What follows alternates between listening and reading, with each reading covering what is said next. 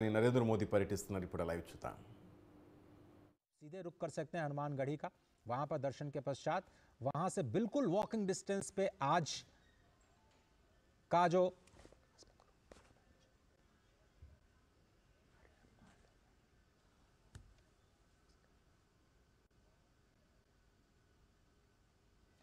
आशुतोष शुक्ला हमारे साथ जुड़ रहे हैं हनुमानगढ़ी से। नमस्कार।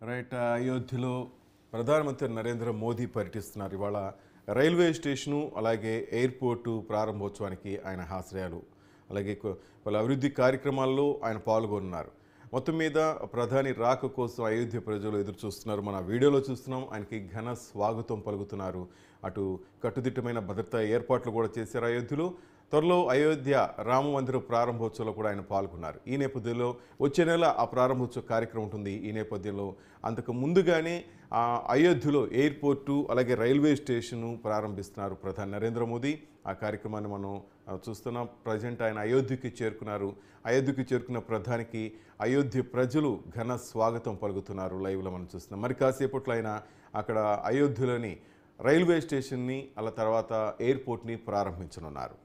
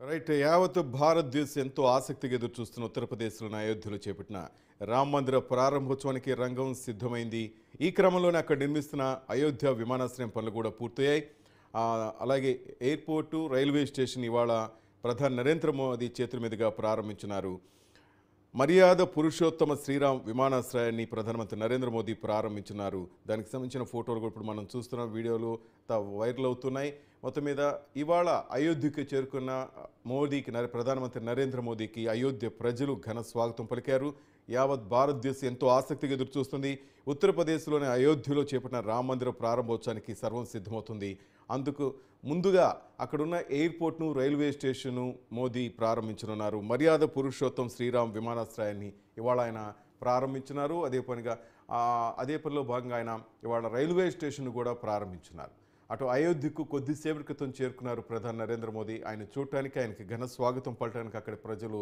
తరలి వచ్చారు వారందరికీ కూడా ఆయన అభివాదం చేస్తూ ముందుకు కదులుతున్నారు ఆ దృశ్యాలు మనం లైవ్లో చూస్తున్నాం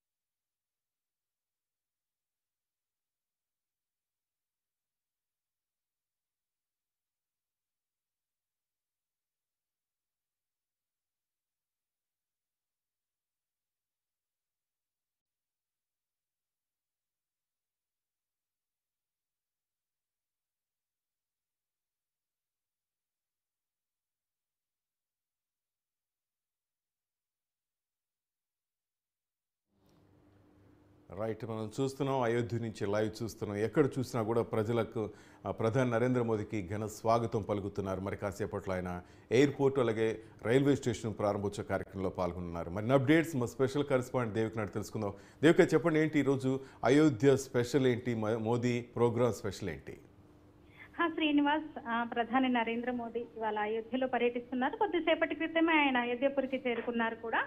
ముఖ్యంగా అంటే వచ్చే ఎన్నికల్లో 4-5 నెలల్లో జరిగే లోక్సభ ఎన్నికల్లో అయోధ్య అంశాన్ని కూడా పూర్తిగా దేశవ్యాప్తంగా ప్రజల్లోకి తీసుకెళ్లాలి. అంటే ఘన విజయాన్ని తమ పార్టీ సాధించిన అభివృద్ధి ఘన విజయాలతో పాటు అయోధ్య సెంటిమెంట్ ను మరోసారి బీజేపీ వాడుకోబోతుంది.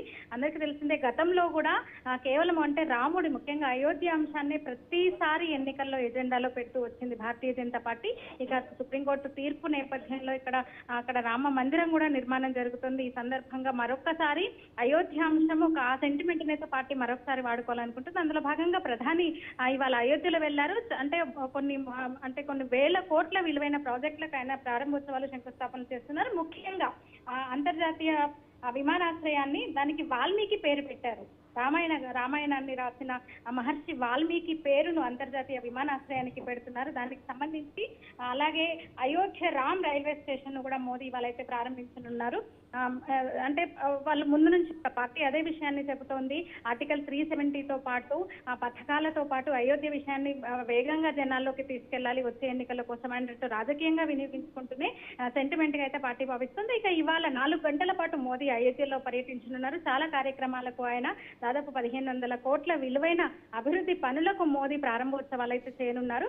కొద్దిసేపటి క్రితమే ఆయన అయోధ్య చేరుకున్నారు శ్రీనివాస్. అక్కడ ఏర్పాటు చేసే సభలో కూడా ఆయన ప్రసంగించబోతున్నారు కాసేపట్లో.